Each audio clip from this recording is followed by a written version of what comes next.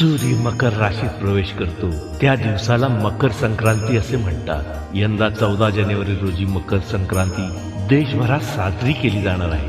या दिवशी सूर्याचे दक्षिणायन संपून उत्तरायण सुरू होते। सूर्याच्या मकर राशीतील प्रवेशाला वैज्ञानिक आणि आध्यात्मिक दृष्टिकोनातून खूप महत्त्व आहे। सूर्य दक्षिण गोलार्धातून उत्तर गोलार्धात जाऊ लागतो, यालाच आपण उत्तरायण म्हणतो।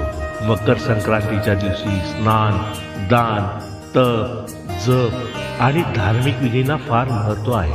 देशातील विविध राज्यांमध्ये वेगवेगळ्या नावांनी ओळखल्या जात असलेल्या या उत्सवात पिकांच्या चांगल्या उत्पादनासाठी भगवान सूर्याची पूजा केली जाते आणि त्याचे आभार मानले जातात। मकर संक्रांतीच्या सणात तीळ, गूळ, ज्वारी, बाजरी यापासून बनवलेले पदार्थ सूर्याला अर्पण केले जातात आणि नंतर लोक त्यांचे सेवनही करतात। अनेक ठिकाणी पवित्र नद्यांमध्ये स्नान करण्याची प्रथा आहे। या दिवशी भगवान सूर्याची पूजा आणि दान करण्याची प्रथा आहे। असे मानले जाते की दान केल्याने सूर्यदेव प्रसन्न होतो आणि मोक्ष प्राप्त होतो। अनेक ठिकाणी या दिवशी पतंग उडवण्याची प्रथा असून पतंगबाजीचे आयोजन केले जाते। मकर संक्रांतीचे स्वतःचे आध्यात्मिक आणि सांस्कृतिक महत्त्व आहे। देशभरातील लोक हा सण मोठ्या उत्साहात आणि आनंदाने साजरा करतात।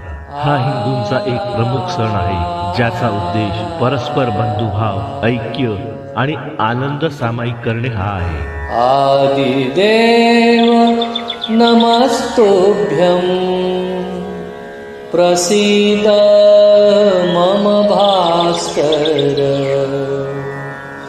दिवाकर नमस्तुभ्यं प्रभाकर नमोस्तुते।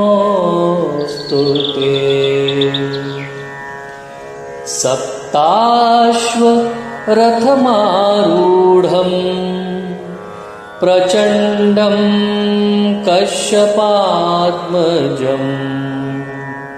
श्वेतपद्माधरं देवं तं सूर्यं प्रणमाम्यहम्।